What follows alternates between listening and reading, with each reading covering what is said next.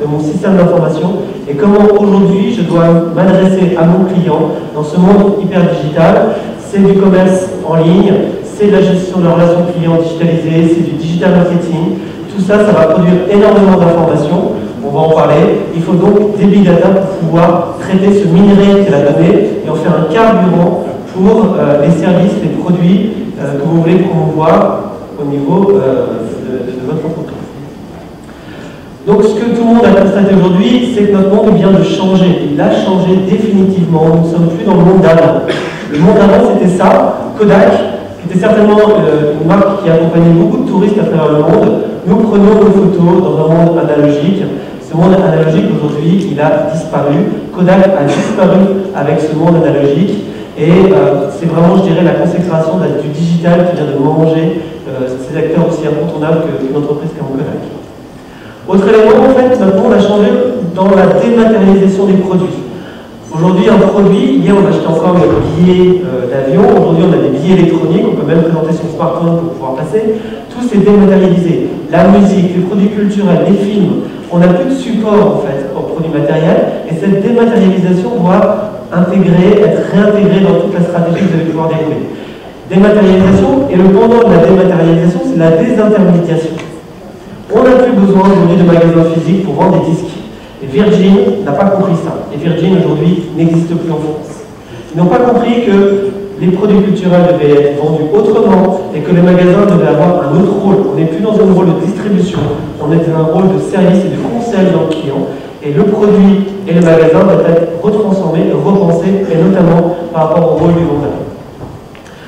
Donc bienvenue dans un monde ultra digital. On a aujourd'hui des consommateurs qui sont hyper connectés. Et ce qui est très intéressant, c'est que cette révolution de l'ultra-digital a moins de 10 ans. Et en 10 ans, il s'est passé 3 grands phénomènes qui expliquent aujourd'hui toute cette révolution du digital, et notamment la révolution des big data. Premier élément, en 2004, c'est l'ouverture de la 3G en France. La 3G au grand public qui a bouleversé la façon dont les consommateurs vont pouvoir se connecter à Internet dans une situation de mobilité. Deuxième élément, les réseaux sociaux. 2006, ouverture de Facebook au grand public. 2006. Aujourd'hui, ça fait moins de 8 ans. Il y a plus d'1 milliard d'individus aujourd'hui qui sont connectés et qui utilisent Facebook. Si votre business consiste à vendre quelque chose à un être humain, vous en trouverez 1 milliard sur Facebook. Plus de 500 millions sur WhatsApp. Encore des centaines de millions dans les réseaux sociaux. Donc le social aujourd'hui a bouleversé la façon dont les gens vont communiquer et on va pouvoir juste toucher 2 mots tout à l'heure. Et bien entendu, troisième révolution, le smartphone, l'iPhone, 2007. Ça me paraît tellement évident aujourd'hui d'avoir tous des smartphones dans les poches, le premier smartphone est sorti juste en 2007. Et ces 3 facteurs-là, mobilité, réseaux sociaux et haut débit sans fil, ont complètement changé notre monde. Et ce qui est hyper important, qu'il faut vraiment réaliser, c'est que les usages de cette mobilité, des réseaux sociaux et du haut débit, c'est les consommateurs qui le dictent. Ce n'est plus les entreprises qui disent comment on utilise les produits et services, ce sont les consommateurs aujourd'hui qui vous expliquent ce qu'ils vont faire de votre application mobile, ce qu'ils vont faire des services que vous avez mis en ligne, comment ils vont partager les informations, les produits et les services que vous leur proposez. Et aujourd'hui, il faut écouter ce consommateur parce que c'est lui qui dicte les règles du jeu. Donc voilà, Internet, réseaux sociaux, usage mobile ont complètement bouleversé notre univers et surtout les modes de consommation qui sont associés. Dans cette digitalisation des interactions, vous allez donc devoir repenser un modèle où on avait cette stratégie de pousser du contenu, pousser des offres, pousser des services en mode unidirectionnel vers un public qui devait devenir consommateur, un mode totalement omnidirectionnel où les consommateurs vont bien sûr aussi interagir avec vos marques, vos produits et interagissent entre eux. Et c'est ce bouleversement-là qu'il faut aujourd'hui savoir appréhender. TripAdvisor est l'exemple même de cette synthèse entre le mobile, le social, le haut débit. Les gens interagissent entre eux, donnent leurs avis, postent leurs photos. Vous avez la quintessence dans TripAdvisor de tout ce système qui s'est mixé entre du pro et du personnel, enfin de l'entreprise et du grand public, pour pouvoir finalement savoir si je vais aller ou pas dans tel hôtel, qu'est-ce qu'ils en disent, qu'est-ce qu'ils en pensent, quels sont les produits que je pourrais utiliser. omnicanalité et omnidirectionnelle. L'autre élément, c'est qu'on sous-estime souvent, on surestime à court terme l'impact des technologies, mais on le sous-estime souvent sur le long terme. Donc c'est vrai que 2018, ça paraît loin, mais en 2018, ça sera encore, tout aura de nouveau changé, et il ne faut pas sous-estimer ce qui est en train de se passer aujourd'hui pour 2018. L'exemple, par exemple, Amazon, qui a, quand j'ai commencé à acheter mon premier livre sur Amazon, papier, tout le monde rigolait autour de moi, c'était en 97, 98, c'était les premiers livres. Aujourd'hui, Amazon est l'enseigne préférée des Français. Pas un large, l'enseigne tout court, devant Picard et Yves Rocher, qui sont des vieilles dames des enseignes françaises. Aujourd'hui, les Français aiment Amazon. Pourquoi? Pour le service qu'ils offrent. Amazon a inventé les big data, Amazon a inventé le cloud computing, Amazon a réinventé la relation client. Et du coup, aujourd'hui, Amazon est l'enseigne préférée des Français. J'explique toujours, si demain on avait Amazon Traveling, qu'est-ce qui se passe dans le monde? Ou Amazon Banking. L'impact d'Amazon sur chaque marché est énorme. Il faut regarder du coup ce que une entreprise comme Amazon fait pour comprendre les leviers de valeur qu'il crée. Ce chiffre-là, on parlait tout à l'heure, 80% des internautes utilisent le web pour préparer leurs vacances. 80% des gens vont avoir une interaction digitale avec l'univers du monde du voyage avant d'acheter. Et ce qui est très important, c'est du coup capter ces interactions et de savoir ce qu'on va pouvoir en faire. Donc l'évolution du digital, cette omnicanalité, c'est des gens qui commencent à regarder sur Internet ce qui se passe, qui vont voir peut-être dans une agence, dans un magasin, la réalité du produit, du service qui pourrait être donné. Ils vont bien sûr consulter les avis sur TripAdvisor, mais aussi par rapport à leurs amis qui sont sur les réseaux sociaux. Qu'est-ce que tu penses de la Tunisie? Où est-ce qu'il faut aller voir en Tunisie? Aujourd'hui, c'est des questions qu'on pose quand on va dans un voyage, avant de faire un voyage. Et puis on termine son achat, aussi bien sur son mobile, sur une tablette. Quel que soit le canal, ce qu'on veut, c'est une cohérence entre tous ces canaux. Et c'est toute cette cohérence, il va falloir bien sûr l'organiser. Donc, dans un premier élément, c'est pour pouvoir organiser cette cohérence, c'est en faire un avantage concurrentiel et durable pour les entreprises, et c'est savoir du coup repositionner le client au cœur de cette cohérence, au cœur de l'expérience utilisateur que vous allez pouvoir construire pour pouvoir promouvoir vos offres et vos services. Et la clé dans tout ça, bien sûr, c'est de changer de sa vision product-centrique, multicanal. Le produit est important, mais le produit ne suffit plus. Ce qui compte aujourd'hui, c'est le client. Il faut savoir qu'aujourd'hui, les clients fidèles et enseignes sont prêts à accepter une augmentation du prix de 20% parce qu'ils sont fidèles à une enseigne ou un site en ligne. C'est le dernier étude de la FEVAD, qui est la Fédération des e-commerçants en France. 20% d'augmentation du prix juste parce que j'ai confiance avec le site avec qui je suis en relation et parce qu'il me connaît et il me reconnaît pour ce que je suis. Et donc dans cet univers cross-canal, on va pouvoir faire quoi? On va pouvoir savoir plein de choses sur mon client.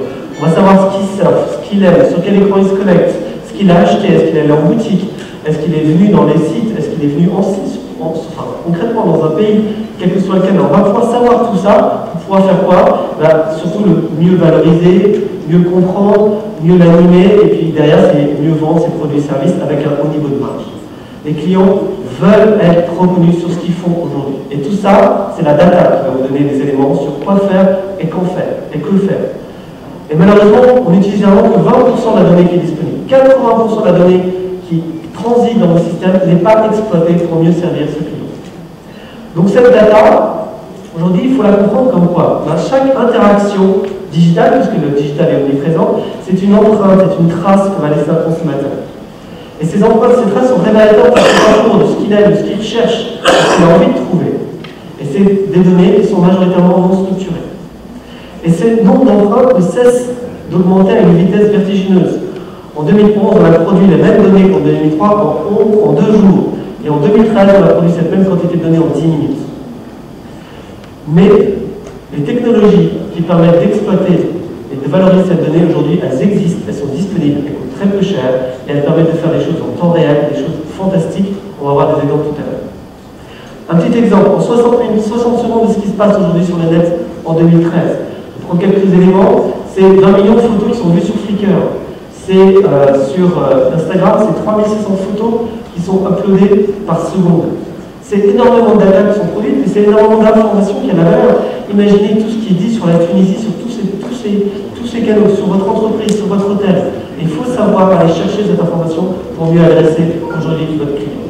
Et c'est ça la big data. Les big data, c'est cette capacité finalement à aller regarder non pas ce que les gens ont acheté, mais ce que les gens aujourd'hui fond, c'est une complémentarité du comportement d'achat avec ce qu'on appelle le comportement attitudinal. C'est une augmentation de la vision que vous avez de votre client pour comprendre ses souhaits et ses attentes avant même qu'il achète. Et c'est ça qui est essentiel pour mieux l'adresser et mieux le convertir. Donc on a aujourd'hui des algorithmes, on a des systèmes technologiques qui permettent de stocker ces immenses quantités de données, qui vont permettre de les transformer, qui vont permettre de comprendre ce qu'il y a dans cette information pour activer des services qui vont être du CRM, qui vont être en fait un service de, je ne sais pas, ça peut être de recommandation sur quel est le restaurant qui va vous intéresser à côté de votre hôtel. C'est proposer de la valeur et du service ajouté aujourd'hui à vos clients quand ils sont dans vos systèmes et quand ils interagissent avec leur mobile, avec leur tablette et vos marques et vos produits. Exemple. Autre chose, à Abidjan, les big data. Ils ont utilisé les big data pour réorienter tout leur trafic de système de bus de la ville qui était complètement désorganisé. Et ils ont analysé pendant 3 à 6 mois toutes les positions GPS des services mobiles qui existaient en fait dans leur ville.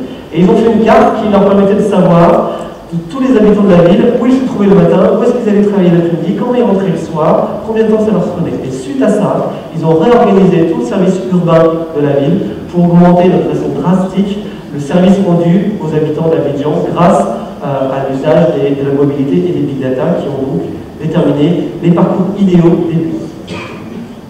Donc ce qui veut dire derrière, c'est que les big data, c'est pas que la data pour la data, faire des camemberts, vous n'allez pas aller très loin avec ça. Les big data, c'est une façon de dérouler une stratégie. Posez-vous la question, quelle est ma stratégie d'entreprise et en quoi les big data vont permettre d'exécuter cette stratégie. Si vous voulez mettre en place une plateforme de e-tourisme aujourd'hui, bien entendu que les big data vont vous aider à mieux servir ce client quand vous aurez toutes ces informations-là. Donc on a une big data qui va créer de la valeur dans l'entreprise. Et donc on va aller traiter l'abondance de données, cette même surabondance de données qui peut faire peur, quasiment en temps réel, à travers tous les canaux que vous allez pouvoir mettre en place avec vos clients pour pouvoir déterminer aujourd'hui, anticiper ses souhaits, ses comportements d'achat, et puis bien sûr segmenter votre communication. Vous n'allez pas pouvoir communiquer de la même manière avec ceux qui veulent un séjour, je dirais, au repos et au soleil, avec ceux qui veulent visiter, avec ceux qui ont des enfants, avec ceux qui n'ont pas d'enfants, avec ceux qui viennent 15 jours et ceux qui viennent 3 jours. Et ça, vous pourrez le savoir. Donc dans la mise en œuvre, vous allez donc avoir ces interactions, vous allez créer un énorme réservoir de connaissances clients d'interaction digitale que vous allez pouvoir mutualiser. Et c'est vrai que je rejoins les propositions qu'on a entendues plusieurs fois, mutualiser votre donnée aujourd'hui. Vous avez des touristes qui viennent massivement dans votre pays, si vous savez mutualiser cette connaissance sur les clients, vous serez tous plus forts. Vous ne serez pas en compétition entre vous, vous êtes en compétition avec le monde. Mettez l'ensemble vos données et vous serez plus fort contre le monde. Et bien sûr, chacun d'entre vous pourra en tirer un bénéfice. Et de cette information sur les clients, vous allez bâtir des éléments de promotion, de message marketing, de CRM, de gestion de campagne, de boutique web, etc. Donc vous allez améliorer les services que vous allez vendre grâce au big data. Ce n'est pas les big data qui créent la valeur. C'est des outils qui vont consommer l'information que vous allez bâtir, que vous allez alimenter grâce au big data. Un exemple en fait qu'on a mis en place pour un client, notamment Darty. Darty, c'était une vieille enseigne française qui avait une problématique, c'est qu'on pensait toujours à Darty du magasin, mais jamais Darty le site web. Et donc ils se sont payés une campagne de communication assez presque provocatrice pour souligner un seul message, Darty en ligne et en magasin. Il n'y a plus de distinction aujourd'hui entre le online et l'offline. Tout est mixé dans la tête du consommateur, qui est devenu ubiquitaire. Quand on dit un consommateur ubiquitaire, c'est qu'il peut être dans votre agence et simultanément sur son téléphone. Il est chez vous et chez votre concurrent en train de regarder les prix que vous lui proposez et les prix que vous propose son consommateur. Et donc ce online sur offline doit être perçu comme un ensemble cohérent et c'est ce qu'a mis en place Darty avec un ensemble de stratégies qu'on appelle le ROPO, notamment le Research Online Purchase Offline. La petite histoire est simple, c'est de dire que 70%, c'est comme dans le monde du voyage, 70% des gens vont sur le site web de l'enseigne, mais ils sont 78% d'acheter que dans le magasin. Mais du coup, si on regarde ce qu'ils font sur Internet, on va pouvoir faire quoi? Déterminer quelles sont leurs intentions d'achat dans les magasins. Donc on a bâti une plateforme comme celle-ci, je vais aller très vite, on ne va pas rentrer dans les détails, on a en gros toutes les données qui proviennent des systèmes d'information des magasins, auxquels on a ajouté tous les comportements de navigation sur les sites web. On a regardé aussi ce qu'ils disaient sur Twitter, on a ajouté des éléments météo. Est-ce que la météo impacte le tourisme en Tunisie? Est-ce que s'il fait mauvais en Bretagne, en France, pendant 3 mois d'affilée, est-ce que les gens ne vont pas avoir envie de soleil? Est-ce que vous êtes capable d'envoyer un email breton avec une promotion spéciale sur le voyage en Tunisie parce que vous savez que chez eux, ça fait 3 mois qu'il ne fait que pleuvoir et que les Bretons, même s'ils habitent en Bretagne, ils n'en peuvent plus, ils veulent du soleil. C'est ça, ça va aujourd'hui aussi anticiper et déterminer, grâce à l'open data, grâce à toute la donnée que vous allez pouvoir collecter autour de votre écosystème, de l'information pertinente pour pouvoir agir dans des opérations marketing.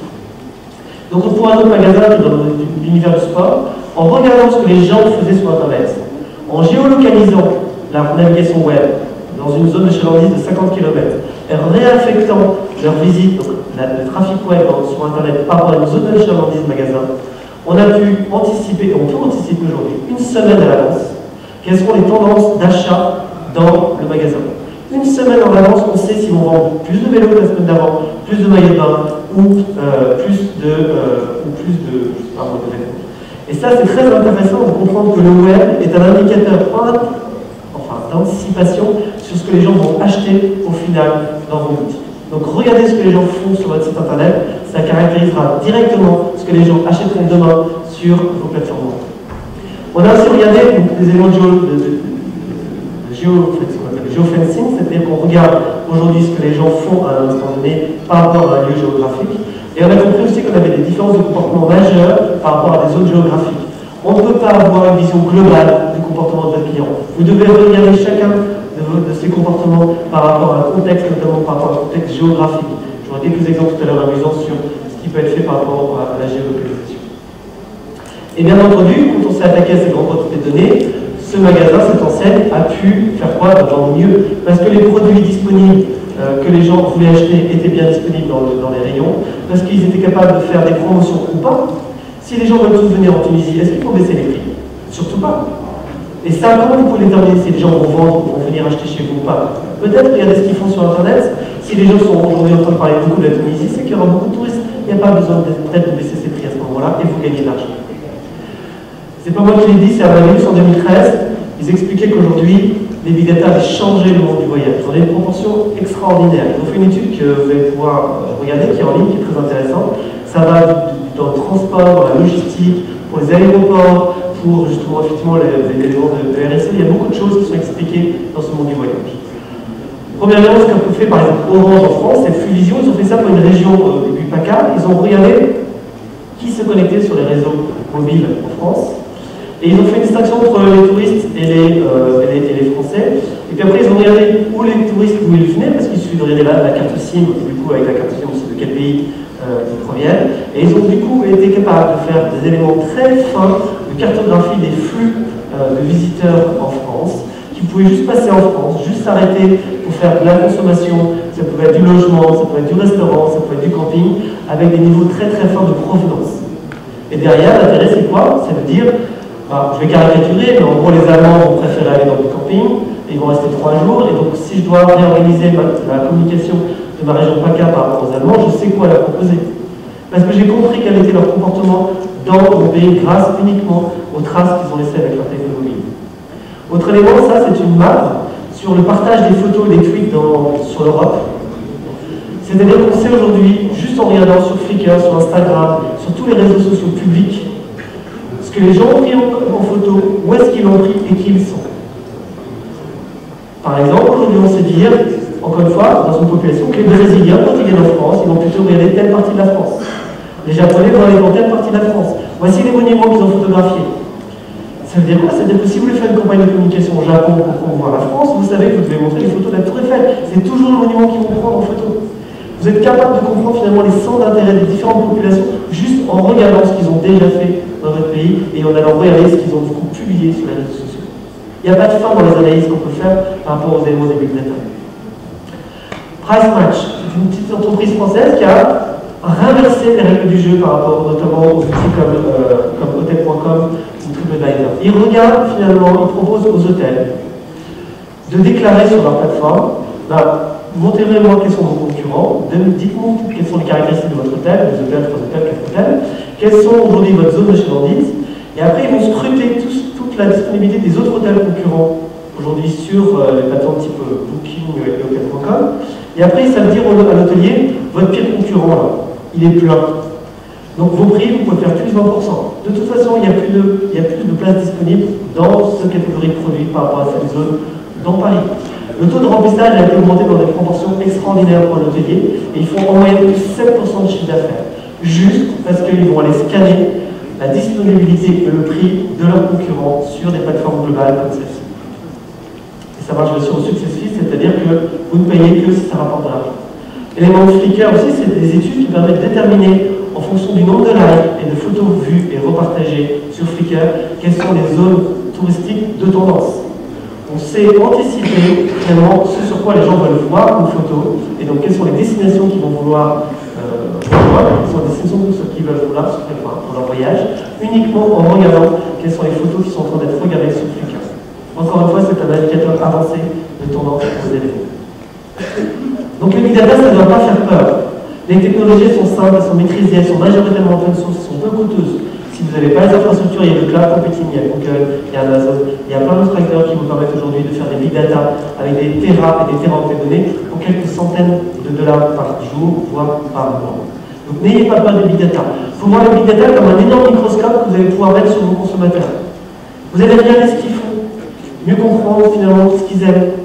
Et comme le microscope a révolutionné le monde de la santé, puisqu'on avait des gens qui étaient malades, qui avaient des comportements étranges qu'on ne pouvait pas expliquer au niveau macro, mais qui s'expliquaient parfaitement au niveau micro, les big data c'est la même chose. Vous n'allez pas finalement bouleverser ce que vous faites, vous allez mieux comprendre dans son intimité, dans ses rouages complexes, qui sont le consommateur. Nous sommes des individus complexes. Et les big data permettent de décrypter cette complexité et de l'appréhender pour faire finalement de sur-mesure. Et derrière cette data que vous allez pouvoir collecter, c'est de l'or. Les entreprises comme Google sont des entreprises qui vendent cette data et qui sont des entreprises qui valent énormément d'argent.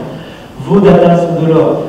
Construisez ces raffineries, construisez ces plateformes big data qui vont permettre de transformer vos data en systèmes actifs qui vont vous permettre de vendre plus, de vendre mieux. Et bien entendu, à la clé, c'est que les big data, c'est beaucoup d'opportunités. Des opportunités pour finalement revaloriser peut-être votre patrimoine touristique en fonction des attentes des consommateurs, mais en compris ce qu'ils cherchaient, mieux ajuster vos éléments tarifaires, réinverser les éléments de je mets mon client au centre de mon système d'information et comment aujourd'hui je dois m'adresser à mon client dans ce monde hyper digital. C'est du commerce en ligne, c'est de la gestion de la relation client digitalisée, c'est du digital marketing. Tout ça, ça va produire énormément d'informations. On va en parler. Il faut donc des big data pour pouvoir traiter ce minerai qu'est la donnée et en faire un carburant pour les services, les produits que vous voulez promouvoir au niveau de votre entreprise. Donc ce que tout le monde a constaté aujourd'hui, c'est que notre monde vient de changer. Il a changé définitivement. Nous ne sommes plus dans le monde d'avant. Le monde d'avant, c'était ça. Kodak, qui était certainement une marque qui accompagnait beaucoup de touristes à travers le monde. Nous prenons nos photos dans un monde analogique. Ce monde analogique, aujourd'hui, il a disparu. Kodak a disparu avec ce monde analogique. Et c'est vraiment, je dirais, la consécration du digital qui vient de manger ces acteurs aussi incontournables qu'une entreprise comme Kodak. Autre élément, en fait, notre monde a changé dans la dématérialisation des produits. Aujourd'hui, un produit, hier on achetait encore des billets d'avion, aujourd'hui on a des billets électroniques, on peut même présenter son smartphone pour pouvoir passer. Tout s'est dématérialisé. La musique, les produits culturels, les films, on n'a plus de support en fait aux produits matériels et cette dématérialisation doit être réintégrée dans toute la stratégie que vous allez pouvoir dérouler. Dématérialisation, et le pendant de la dématérialisation, c'est la désintermédiation. On n'a plus besoin aujourd'hui de magasins physiques pour vendre des disques. Et Virgin n'a pas compris ça. Et Virgin aujourd'hui n'existe plus en France. Ils n'ont pas compris que les produits culturels devaient être vendus autrement et que les magasins devaient avoir un autre rôle. On n'est plus dans un rôle de distribution, on est dans un rôle de service et de conseil dans le client. Et le produit et le magasin doivent être retransformés, repensés, et notamment par rapport au rôle du vendeur. Donc bienvenue dans un monde ultra digital. On a aujourd'hui des consommateurs qui sont hyper connectés. Et ce qui est très intéressant, c'est que cette révolution de l'ultra-digital a moins de 10 ans. Et en 10 ans, il s'est passé 3 grands phénomènes qui expliquent aujourd'hui toute cette révolution du digital, et notamment la révolution des big data. Premier élément, en 2004, c'est l'ouverture de la 3G en France. La 3G au grand public qui a bouleversé la façon dont les consommateurs vont pouvoir se connecter à Internet dans des situations de mobilité. Deuxième élément, les réseaux sociaux. 2006, ouverture de Facebook au grand public. 2006. Aujourd'hui, ça fait moins de 8 ans. Il y a plus d'1 milliard d'individus aujourd'hui qui sont connectés et qui utilisent Facebook. Si votre business consiste à vendre quelque chose à un être humain, vous en trouverez 1 milliard sur Facebook, plus de 500 millions sur WhatsApp, encore des centaines de millions dans les réseaux sociaux. Donc le social aujourd'hui a bouleversé la façon dont les gens vont communiquer et on va pouvoir justement toucher deux mots tout à l'heure. Et bien entendu, troisième révolution, le smartphone, l'iPhone, 2007. Ça me paraît tellement évident aujourd'hui d'avoir tous des smartphones dans les poches, le premier smartphone est sorti juste en 2007. Et ces trois facteurs-là, mobilité, réseaux sociaux et haut débit sans fil, ont complètement changé notre monde. Et ce qui est hyper important, qu'il faut vraiment réaliser, c'est que les usages de cette mobilité, des réseaux sociaux et du haut débit, c'est les consommateurs qui le dictent. Ce n'est plus les entreprises qui disent comment on utilise les produits et services, ce sont les consommateurs aujourd'hui qui vous expliquent ce qu'ils vont faire de votre application mobile, ce qu'ils vont faire des services que vous avez mis en ligne, comment ils vont partager les informations, les produits et les services que vous leur proposez. Et aujourd'hui, il faut écouter ce consommateur parce que c'est lui qui dicte les règles du jeu. Donc voilà, Internet, réseaux sociaux, usages mobiles ont complètement bouleversé notre univers et surtout les modes de consommation qui sont associés. Dans cette digitalisation des interactions, vous allez donc devoir repenser un modèle où on avait cette stratégie de pousser du contenu, pousser des offres, pousser des services en mode unidirectionnel vers un public qui devait devenir consommateur, un mode totalement omnidirectionnel où les consommateurs vont bien sûr aussi interagir avec vos marques, vos produits et interagissent entre eux. Et c'est ce bouleversement-là qu'il faut aujourd'hui savoir appréhender. TripAdvisor est l'exemple même de cette synthèse entre le mobile, le social, le haut débit. Les gens interagissent entre eux, donnent leurs avis, postent leurs photos. Vous avez la quintessence dans TripAdvisor de tout ce système qui s'est mixé entre du pro et du personnel, enfin de l'entreprise et du grand public, pour pouvoir finalement savoir si je vais aller ou pas à l'hôtel hôtel, qu'est-ce qu'ils en disent, qu'est-ce qu'ils en pensent, quels sont les produits que je pourrais y faire. Omnicanalité et omnidirectionnelle. L'autre élément, c'est qu'on sous-estime souvent. On surestime à court terme l'impact d'une technologie, mais on le sous-estime souvent sur le long terme. Donc c'est vrai que 2018, ça paraît loin, mais en 2018, ça sera encore, tout aura de nouveau changé, et il ne faut pas sous-estimer ce qui est en train de se passer aujourd'hui pour 2018. L'exemple, par exemple, Amazon, qui a, quand j'ai commencé à acheter mon premier livre sur Amazon, papier, tout le monde rigolait autour de moi. C'était en 97, 98, c'était les premiers livres. Aujourd'hui, Amazon est l'enseigne préférée des Français. Pas online, l'enseigne tout court, devant Picard et Yves Rocher, qui sont des vieilles dames des enseignes françaises.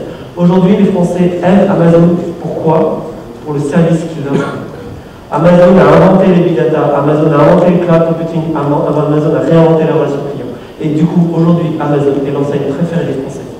J'explique toujours, si demain on avait Amazon Traveling, qu'est-ce qui se passe dans le monde? Ou Amazon Banking. L'impact d'Amazon sur chaque marché est énorme. Et il faut regarder du coup ce que une entreprise comme Amazon fait pour comprendre les leviers de valeur qu'il crée. Ce chiffre-là, on le voyait tout à l'heure, 80% des internautes utilisent le web pour préparer leurs vacances. 80% des gens vont avoir une interaction digitale avec l'univers du monde du voyage avant d'acheter. Et ce qui est très important, c'est du coup capter ces interactions et de savoir ce qu'on va pouvoir en faire. Donc l'évolution du digital, cette omnicanalité, c'est des gens qui commencent à regarder sur Internet ce qui se passe, qui vont voir peut-être dans une agence, dans un magasin, la réalité du produit, du service qu'il faudrait donner. Ils vont bien sûr consulter les avis sur TripAdvisor, mais aussi par rapport à leurs amis qui sont sur les réseaux sociaux. Qu'est-ce que tu penses de la Tunisie? Où est-ce qu'il faut aller voir en Tunisie? Aujourd'hui, c'est des questions qu'on pose quand on va dans un voyage, avant de faire un voyage. Et puis on termine son achat, aussi bien sur son mobile, sur une tablette. Quel que soit le canal, ce qu'on veut, c'est une cohérence entre tous ces canaux. C'est que toute cette cohérence, il va falloir bien sûr l'organiser. Donc, dans un premier élément, c'est pour pouvoir organiser cette cohérence, c'est en faire un avantage concurrentiel et durable pour les entreprises, et c'est savoir du coup repositionner le client au cœur de cette cohérence, au cœur de l'expérience utilisateur que vous allez pouvoir offrir pour pouvoir promouvoir vos offres et vos services. Et la clé dans tout ça, bien sûr, c'est de changer de sa vision product-centrique, multicanal. Le produit est important. Mais le produit ne suffit plus. Ce qui compte aujourd'hui, c'est le client. Il faut savoir qu'aujourd'hui, les clients fidèles et enseignes sont prêts à accepter une augmentation du prix de 20% parce qu'ils sont fidèles à une enseigne ou un site en ligne. C'est le dernier article de la FEVAD, qui est la Fédération des e-commerçants en France. 20% d'augmentation du prix juste parce que j'ai confiance avec le site avec qui je suis en relation, et parce qu'il me connaît et il me reconnaît pour ce que je suis. Et donc dans cet univers cross-canal, on va pouvoir faire quoi? On va pouvoir savoir plein de choses sur mon client. On va savoir ce qu'il surfe, ce qu'il aime, sur quel écran il se connecte, ce qu'il a acheté, est-ce qu'il est allé en boutique, est-ce qu'il est venu dans les sites, est-ce qu'il est venu enfin, concrètement dans un pays, quel que soit le canal. On va pouvoir savoir tout ça pour pouvoir faire quoi? Surtout le mieux valoriser, mieux comprendre, mieux l'animer, et puis derrière, c'est mieux vendre ses produits et services avec un haut niveau de marge. Les clients veulent être reconnus sur ce qu'ils font aujourd'hui. Et tout ça, c'est la data qui va vous donner des éléments sur quoi faire et quand faire et que faire. Et malheureusement, on n'utilise vraiment que 20% de la donnée qui est disponible. 80% de la donnée qui transite dans vos systèmes n'est pas exploitée pour mieux servir ce client. Donc cette data, aujourd'hui, il faut la comprendre comme quoi? Chaque interaction digitale, puisque le digital est omniprésent, c'est une empreinte, c'est une trace que va laisser un consommateur. Et ces empreintes, ces traces sont révélateurs de ce qu'il aime, de ce qu'il cherche, de ce qu'il a envie de trouver. Et c'est des données qui sont majoritairement non structurées. Et ce nombre d'empreintes ne cesse d'augmenter à une vitesse vertigineuse. En 2011, on a produit les mêmes données qu'en 2003 en 2 jours. Et en 2013, on a produit cette même quantité de données en 10 minutes. Mais les technologies qui permettent d'exploiter et de valoriser cette donnée aujourd'hui, elles existent, elles sont disponibles, elles coûtent très peu cher et elles permettent de faire des choses en temps réel, des choses fantastiques. On va voir des exemples tout à l'heure. Un petit exemple, en 60 secondes de ce qui se passe aujourd'hui sur le net en 2013. Je prends quelques éléments, c'est 20 millions de photos qui sont vues sur Flickr. C'est sur Instagram, c'est 3600 photos qui sont uploadées par seconde. C'est énormément de data qui sont produites, mais c'est énormément d'informations qui ont la valeur. Imaginez tout ce qui est dit sur la Tunisie, sur tous ces canaux, sur votre entreprise, sur votre hôtel. Et il faut savoir aller chercher cette information pour mieux adresser aujourd'hui votre client. Et c'est ça la big data. Les big data, c'est cette capacité finalement à aller regarder non pas ce que les gens ont acheté, mais ce que les gens aujourd'hui font. C'est une complémentarité du comportement d'achat avec ce qu'on appelle le comportement attitudinal. C'est une augmentation de la vision que vous avez de votre client pour comprendre ses souhaits et ses attentes avant même qu'il achète. Et c'est ça qui est essentiel pour mieux l'adresser et mieux le convertir. Donc on a aujourd'hui des algorithmes, on a des systèmes technologiques qui permettent de stocker ces immenses quantités de données, qui vont permettre de les transformer, et qui vont permettre de comprendre ce qu'il y a dans cette information pour activer des services qui vont être du CRM, qui vont être en fait un service de, je ne sais pas, ça peut être de recommandation sur quel est le restaurant qui va vous intéresser à côté de votre hôtel. C'est proposer de la valeur et des services ajoutés aujourd'hui à vos clients quand ils sont dans vos systèmes et quand ils interagissent avec leur mobile, avec leur tablette et vos marques et vos produits. Exemple. Autre chose, à Abidjan, les big data. Ils ont utilisé les big data pour réorienter tout leur trafic de système de bus de la ville qui était complètement désorganisé. Et ils ont analysé pendant 3 à 6 mois toutes les positions GPS des services mobiles qui existaient en fait dans leur ville.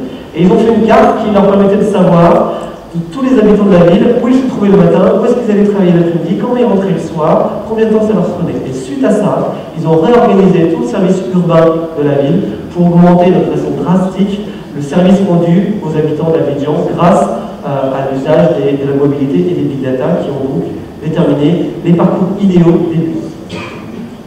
Donc ce qui veut dire derrière, c'est que les big data, c'est pas que la data pour la data à faire des camemberts, vous n'allez pas aller très loin avec ça.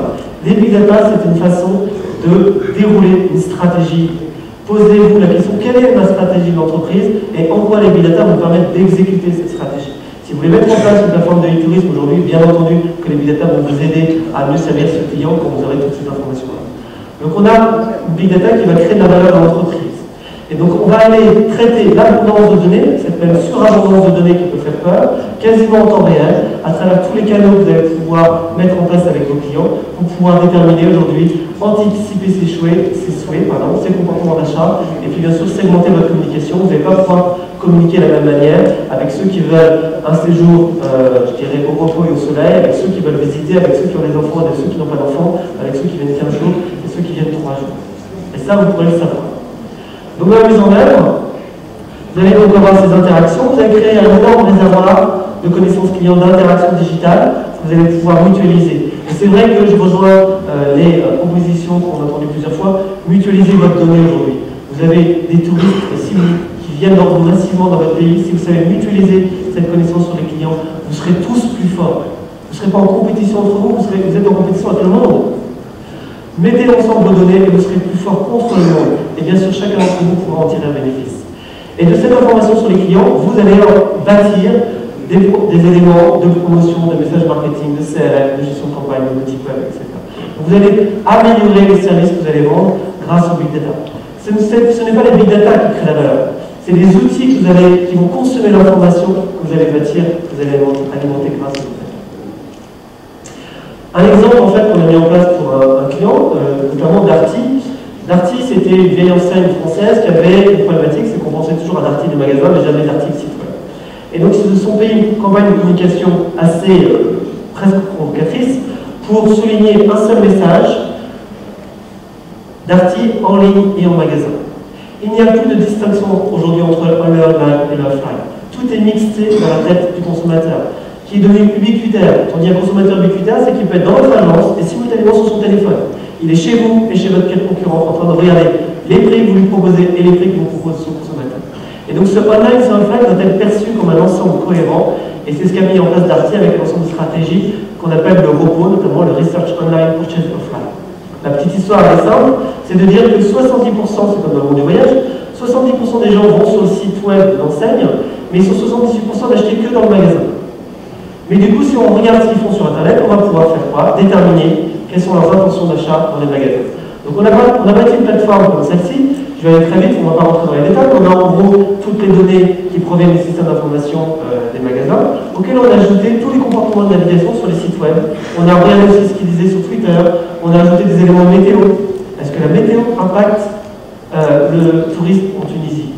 Est-ce que s'il fait mauvais en Bretagne, en France, pendant 3 mois d'affilée, est-ce que les gens ne vont pas avoir envie de soleil? Est-ce que vous êtes capable d'envoyer un email aux Bretons avec une promotion spéciale sur le voyage en Tunisie, parce que vous savez que chez eux, ça fait 3 mois qu'il ne fait que pleuvoir, et que les Bretons, même s'ils habitent en Bretagne, ils n'en peuvent plus, ils veulent du soleil. C'est ça, savoir aujourd'hui aussi anticiper et déterminer, grâce à l'open data, grâce à toute la donnée que vous allez pouvoir collecter autour de votre écosystème, de l'information pertinente pour pouvoir agir dans des opérations marketing. Donc on trouve un autre magasin qui est dans l'univers du sport, en regardant ce que les gens faisaient sur Internet, en géolocalisant la navigation web dans une zone de chalandise de 50 km, et en réaffectant leur visite, donc le trafic web sur Internet par rapport à une zone de chalandise magasin, on a pu anticiper, et on peut anticiper aujourd'hui, une semaine à l'avance, quelles seront les tendances d'achat dans le magasin. Une semaine en avance, on sait si on vend plus de vélos que la semaine d'avant, plus de maillots de bain ou plus de vêtements. Et ça, c'est très intéressant de comprendre que le web est un indicateur d'anticipation sur ce que les gens vont acheter au final dans vos boutiques. Donc regardez ce que les gens font sur votre site internet, ça caractérisera directement ce que les gens achèteront demain sur vos plateformes. On a aussi regardé des éléments de géofencing, c'est-à-dire qu'on regarde aujourd'hui ce que les gens font à un instant donné par rapport à un lieu géographique. Et on a compris aussi qu'on avait des différences de comportement majeures par rapport à des zones géographiques. On ne peut pas avoir une vision globale du comportement de votre client. Vous devez regarder chacun de ces comportements par rapport à un contexte, notamment par rapport à un contexte géographique. J'aurai quelques exemples tout à l'heure amusants sur ce qui peut être fait par rapport à la géolocalisation. Et bien entendu, quand on s'est attaqué à ces grandes quantités de données, ce magasin, cette enseigne, a pu faire quoi? Vendre mieux, parce que les produits disponibles que les gens voulaient acheter étaient bien disponibles dans les rayons, parce qu'ils étaient capables de faire des promotions ou pas. Si les gens veulent tous venir en Tunisie, est-ce qu'il faut baisser les prix? Surtout pas. Et ça, comment vous pouvez déterminer si les gens vont vendre ou vont venir acheter chez vous ou pas? Peut-être regardez ce qu'ils font sur Internet. Si les gens sont aujourd'hui en train de parler beaucoup de la Tunisie, c'est qu'il y aura beaucoup de touristes. Il n'y a pas besoin peut-être de baisser ses prix à ce moment-là et vous gagnez de l'argent. C'est pas moi qui l'ai dit, c'est Avalux en 2013. Ils expliquaient qu'aujourd'hui, les big data avaient changé le monde du voyage dans des proportions extraordinaires. Ils ont fait une étude que vous allez pouvoir regarder, qui est en ligne, qui est très intéressante. Ça va dans le transport, dans la logistique, pour les aéroports, pour justement effectivement les éléments de RSE. Il y a beaucoup de choses qui sont expliquées dans ce monde du voyage. Premièrement, ce qu'a fait par exemple Orange en France, c'est Fuvision. Ils ont fait ça pour une région du PACA. Ils ont regardé qui se connectait sur les réseaux mobiles en France. Et ils ont fait une distinction entre les touristes et les Français.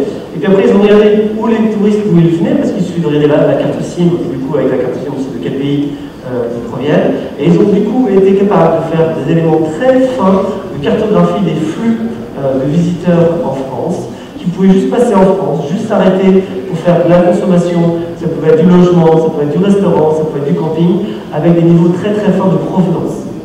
Et derrière, l'intérêt c'est quoi? C'est de dire, je vais caricaturer, mais en gros les Allemands vont préférer aller dans du camping, ils vont rester 3 jours, et donc si je dois réorganiser la communication de ma région PACA par rapport aux Allemands, je sais quoi leur proposer. Parce que j'ai compris quel était leur comportement dans mon pays grâce uniquement aux traces qu'ils ont laissées avec leur téléphone mobile. Autre élément, ça c'est une map sur le partage des photos et des tweets sur l'Europe. C'est-à-dire qu'on sait aujourd'hui, juste en regardant sur Flickr, sur Instagram, sur tous les réseaux sociaux publics, ce que les gens ont pris en photo, où est-ce qu'ils l'ont pris et qui ils sont. Par exemple, aujourd'hui on sait dire, encore une fois, dans une population, que les Brésiliens, quand ils viennent en France, ils vont plutôt regarder telle partie de la France. Les Japonais vont aller dans telle partie de la France. Voici les monuments qu'ils ont photographiés. Ça veut dire quoi? Ça veut dire que si vous voulez faire une campagne de communication au Japon pour promouvoir la France, vous savez que vous devez montrer les photos de la Tour Eiffel. C'est toujours le monument qu'ils vont prendre en photo. Vous êtes capable de comprendre finalement les centres d'intérêt des différentes populations juste en regardant ce qu'ils ont déjà fait dans votre pays et en allant regarder ce qu'ils ont du coup publié sur les réseaux sociaux. Il n'y a pas de fin dans les analyses qu'on peut faire par rapport aux éléments des big data. Price Match, c'est une petite entreprise française qui a renversé les règles du jeu par rapport notamment aux outils comme Hotel.com ou TripAdvisor. Ils regardent finalement, ils proposent aux hôtels de déclarer sur leur plateforme, montrez-moi quels sont vos concurrents, dites-moi quelles sont les caractéristiques de votre hôtel, 2 hôtels, 3 hôtels, 4 hôtels, quelles sont aujourd'hui votre zone de chalandise, et après ils vont scruter toute la disponibilité des autres hôtels concurrents aujourd'hui sur les plateformes type Booking et Hotel.com, et après ils savent dire à l'hôtelier, votre pire concurrent là, il est plein. Donc vos prix, vous pouvez faire plus 20%. De toute façon, il n'y a plus de place disponible dans cette catégorie de produits par rapport à cette zone dans Paris. Le taux de remplissage a été augmenté dans des proportions extraordinaires pour l'hôtelier et ils font en moyenne plus 7% de chiffre d'affaires. Juste parce qu'ils vont aller scanner la disponibilité et le prix de leurs concurrents sur des plateformes globales comme celle-ci. Et ça marche aussi au success fee, c'est-à-dire que vous ne payez que si ça rapporte de l'argent. L'élément de Flickr aussi, c'est des études qui permettent de déterminer, en fonction du nombre de likes et de photos vues et repartagées sur Flickr, quelles sont les zones touristiques de tendance. On sait anticiper finalement ce sur quoi les gens veulent voir une photo, et donc quelles sont les destinations qu'ils vont vouloir voir, quelles sont les destinations qu'ils veulent vouloir pour leur voyage, uniquement en regardant quelles sont les photos qui sont en train d'être regardées sur Flickr. Encore une fois, c'est un indicateur avancé de tendance aux éléments. Donc le big data, ça ne doit pas faire peur. Les technologies sont simples, elles sont maîtrisées, elles sont majoritairement open source, elles sont peu coûteuses. Si vous n'avez pas les infrastructures, il y a le cloud computing, il y a Google, il y a Amazon, il y a plein d'autres acteurs qui vous permettent aujourd'hui de faire des big data avec des terras et des terrains de données pour quelques centaines de dollars par jour, voire par mois. Donc n'ayez pas peur des big data. Il faut voir les big data comme un énorme microscope que vous allez pouvoir mettre sur vos consommateurs. Vous allez regarder ce qu'ils font, mieux comprendre finalement ce qu'ils aiment. Et comme le microscope a révolutionné le monde de la santé, puisqu'on avait des gens qui étaient malades, qui avaient des comportements étranges, qu'on ne pouvait pas expliquer au niveau macro, mais qui s'expliquaient parfaitement au niveau micro, les big data c'est la même chose. Vous n'allez pas finalement bouleverser ce que vous faites, vous allez mieux comprendre dans son intimité, dans ses rouages complexes, qui sont le consommateur. Nous sommes des individus complexes. Et les data permettent de décrypter cette complexité et de l'appréhender pour faire finalement du sur-mesure. Et derrière cette data que vous allez pouvoir collecter, c'est de l'or. Les entreprises comme Google sont des entreprises qui vendent cette data et qui sont des entreprises qui valent énormément d'argent. Vos data sont de l'or. Construisez ces raffineries, construisez ces plateformes big data qui vont permettre de transformer vos data en systèmes actifs qui vont vous permettre de vendre plus, de vendre mieux. Et bien entendu, à la clé, c'est que le big data, c'est beaucoup d'opportunités. Des opportunités pour finalement revaloriser peut-être votre patrimoine touristique en fonction des attentes des consommateurs, mais en compris ce qu'ils cherchaient, mieux ajuster les éléments tarifaires, réinverser les éléments je vais reciter toutes les études du Gartner, etc. Les big data sont annoncés comme une révolution majeure pour les 10-15 prochaines années. Je pense que l'investissement, c'est pas est-ce que je dois y aller ou pas, c'est il faut que j'y aille dès maintenant et très très vite, puisque ceux qui n'auront pas pris le train des big data risquent d'avoir un désavantage compétitif très très fort par rapport à ceux qui l'auront pris. Donc les investissements sont très faibles, on regarde ce qu'on peut y gagner. Quand je dis vraiment faible, c'est on On a en plus, les big data ont un autre avantage, c'est de réduire par 3, 4 ou 5 le coût de traitement de la donnée grâce aux technologies qui ont été inventées par les géants du web. Donc pour moi, il n'y a pas de risque à aller sur les big data. Il faut une stratégie, comme disait Churchill. Quand on a peu de moyens et peu de temps, on fait des plans, et là, on fait des grandes choses. Donc je crois qu'il faut juste se donner peu de temps, un plan, et vous arriverez à faire des grandes choses grâce aux big data. Mon exposé m'a impressionné. Les big data have to be fun. Pour le moment. Mais ce que je retiens, c'est qu'en fait, en vous écoutant, je reviens à un certain proverbe des grands-parents qui vous disent, je vais vous dire en arabe, ils disent mec, au rebelle, cher ou chouïa. C'est-à-dire que. Je ne crois pas. Oui, c'est-à-dire que. En fait, ce que je retiens, c'est que. Tout d'abord. Oui, il y a le référencement qui est très important. Oui. C'est très important. Deuxièmement, il y a un thème sur lequel nous devons peut-être appuyer davantage, c'est la géolocalisation. En particulier en Tunisie, parce qu'on a beaucoup de contacts dans ce truc-là. Parce que si on veut l'hôtel, etc., surtout pour le tourisme individuel, il faut savoir où est le restaurant, où est le musée, etc.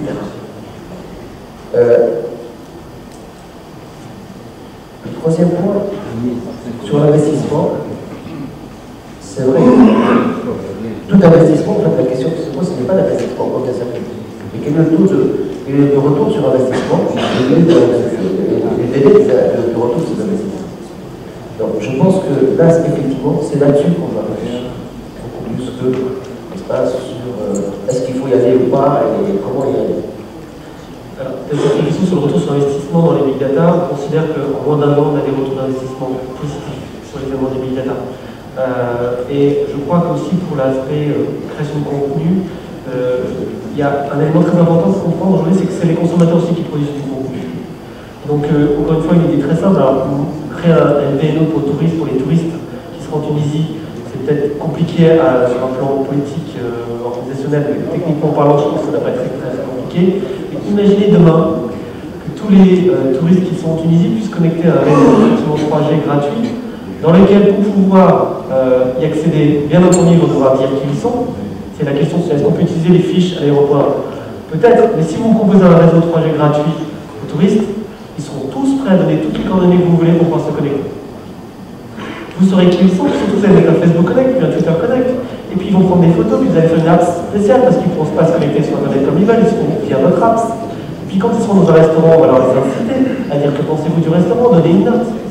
Finalement, juste en créant un VNO et 2-3 applications bien pensées avec le big data derrière, vous êtes capable de faire aux touristes qui viendront en Tunisie le plus beau contenu que vous aurez jamais eu sur la Tunisie, avec des avis de gens, de vrais gens, avec des vraies photos, qui auront une crédibilité extraordinaire. Finalement, si au niveau de l'État vous décidez, vous pouvez supprimer la valeur d'un TripAdvisor sur la Tunisie en quoi 18 mois 24 mois. C'est une question, je pense, de volonté. Juste une question sur l'application de Big Data pour les entreprises et les hôtels en particulier. Jusque maintenant, nos hôtels, ils commencent à apprendre à embaucher des channel managers pour les OTA, des web managers pour la question. Qui faut-il embaucher? C'est un data manager? C'est quoi ses compétences et comment ça va fonctionner? Est-ce qu'il va fonctionner comme un interlocuteur avec des sociétés spécialisées comme vous ou autres? Ou bien est-ce qu'il pourrait gérer, que l'hôtel pourrait lui-même gérer cette question-là? Excuse-moi, moi j'ai. Vous êtes très intelligent. Parce que il a raison, parce que non, c'est tout simplement parce que ici, vous avez des hôteliers, des hôtels qui ont des sites de vente en ligne. Vous avez des agences de voyage qui ont un site de vente en ligne. Et vous avez des SS2I ou bien des hôtels qui font des sites internet pour les hôtels et pour les agences. Donc concrètement, j'ai un site internet, je suis en ligne, j'ai un site, j'ai un hôtel, j'ai un site. C'est quoi le Big Data? Concrètement, qu'est-ce que je dois faire avec ça? À qui je dois adresser? Comment je vais investir? Alors, je pense que pour commencer, il faut déjà s'intéresser à juste regarder les informations dont je dispose. Et généralement, c'est pour ça qu'on en a beaucoup plus que ce qu'on imaginait. Juste mettre un outil de web analytique un peu performant sur son site web et regarder quelles sont les pages les plus consultées sur mon site, est-ce que les gens, d'où ils viennent, est-ce que c'est les régions du monde où ils viennent, cette information, vous avez presque déjà tous à votre disposition. La question c'est plus est-ce que vous en tenez compte? Est-ce que vous en tenez compte dans votre communication? Est-ce que vous en tenez compte pour personnaliser votre homepage en fonction de la géolocalisation de la personne qui vient sur votre site web? Parce que quelqu'un qui arrive sur votre site web, son adresse IP, on sait la découvrir tout de suite, on sait tout de suite d'où il vient. Est-ce que vous êtes capable finalement d'orienter les messages que vous allez lui proposer en fonction de son géologue? La technologie, elle est très très simple. C'est une volonté, et c'est ce qu'on appelle la data driven, data centrique. Je pense que ce qui est certainement le plus difficile à faire, c'est pas avoir une compétence technique data force dans son hôtel, c'est avoir quelqu'un qui se dit, moi l'information, je vais la regarder, je vais l'aimer, je vais l'étudier, ça va devenir mon livre de chevet, et je vais commencer à m'appuyer de plus en plus sur la data pour prendre des décisions. Je crois que c'est plus cette démarche-là qui manque. C'est parfois on a peur de voir ce qu'il y a sur le tapis, en fait. En gros, c'est ça la réalité des chiffres. Et une fois qu'on a dépassé cette première frayeur, on devient gourmand. Et si vous êtes gourmand de données, je suis sûr que derrière, finalement, la mise en œuvre des éléments techniques pour mettre ça en place, ça ne sera pas un sujet, puisque vous vous rendrez compte que dès que vous mettez 1 euro en technologie pour avoir plus de data, c'est 10 euros que vous récupérez derrière. C'est à peu près les ratios qu'on a en termes de Pardon? Un outil de gestion, mais Excel, on est quand même dans Excel 32 millions de lignes. Commencez par remplir Excel.